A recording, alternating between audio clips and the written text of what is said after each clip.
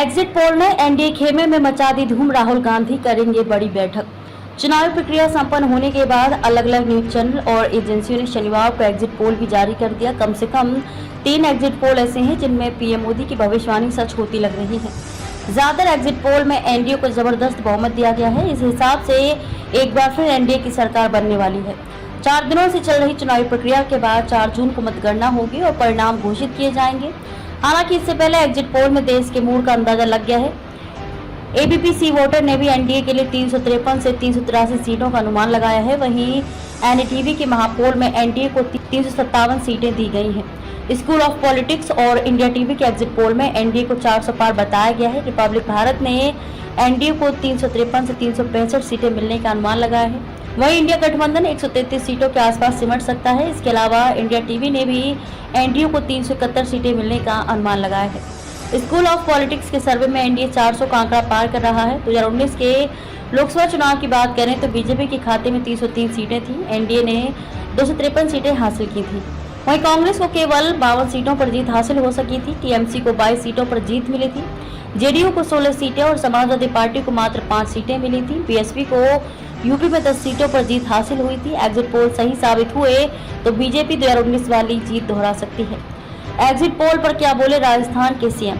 राजस्थान के सीएम अजय लाल शर्मा ने कहा कि उनके पास कोई प्रधानमंत्री पद का चेहरा ही नहीं है। आम आदमी पार्टी और कांग्रेस दिल्ली में साथ हैं, पंजाब और हरियाणा में अलग अलग क्यों है, वे आपस में ही लड़ रहे हैं। हताश है और निराश है। उन्होंने कहा कि 2014 और 2019 में बीजेपी ने राजस्थान में 25 सीटें जीती और इस बार भी 25 सीटों पर जीत होगी। आखिरी चरण में 62% से ज्यादा मतदान। लोकसभा चुनाव के 7वें और अंतिम चरण में शनिवार को 62.36% मतदान हुआ। पश्चिम बंगाल के संदेशखाली क्षेत्र में तृणमूल कांग्रेस और भारतीय जनता पार्टी समर्थकों के बीच हिंसा की घटनाएं सामने आई तथा कुछ मतदान केंद्रों पर इलेक्ट्रॉनिक वोटिंग मशीन में गड़बड़ी और धांधली की शिकायतें दर्ज की गई। मतदान प्रतिशत बताने वाले निर्वाचन आयोग के एक ऐप पर रात 12:30 पर जारी आंकड़ों के अनुसार आखिरी चरण में मतदान प्रतिशत 62.36 रहा। छत्तीसगढ़ के एग्जिट पोल मानने को तैयार नहीं कांग्रेस। छत्तीसगढ़ के मुख्यमंत्री विष्णुदेव साय ने समाचार चैनलों द्वारा जारी किए गए एग्जिट पोल के नतीजों को लेकर कहा कि राज्य में भाजपा सभी 11 सीटों पर जीत हासिल करेगी। हालांकि कांग्रेस के वरिष्ठ नेता और पूर्व मुख्यमंत्री भूपेश बघेल ने दावा किया कि उनकी पार्टी राज्य में भाजपा से अधिक सीटों पर जीत हासिल करेगी।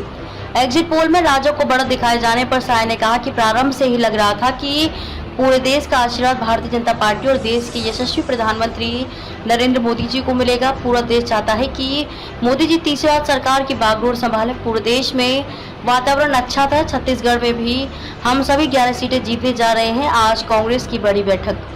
शनिवार को चुनाव संपन्न होने के बाद एग्जिट पोल में एनडीए की बड़ी जीत की बात कही गई है। कम से कम 3 ऐसे एग्जिट पोल हैं जिनमें एनडीए को 400 पार जाने का भी अनुमान लगाया गया है। इसी बीच राहुल गांधी और मल्लिकार्जुन खड़गे रविवार सुबह अपने प्रत्याशियों से वर्चुअल माध्यम से जुड़ेंगे। पार्टी सूत्रों ने बताया कि 11 बजे राहुल गांधी कांग्रेस के बड़े नेताओं और प्रत्याशियों से बात करेंगे। इस मीटिंग में कर्नाटक के मुख्यमंत्री सिद्धारमैया, अशोक गहलोत और सचिन पायलट भी शामिल हो सकते हैं।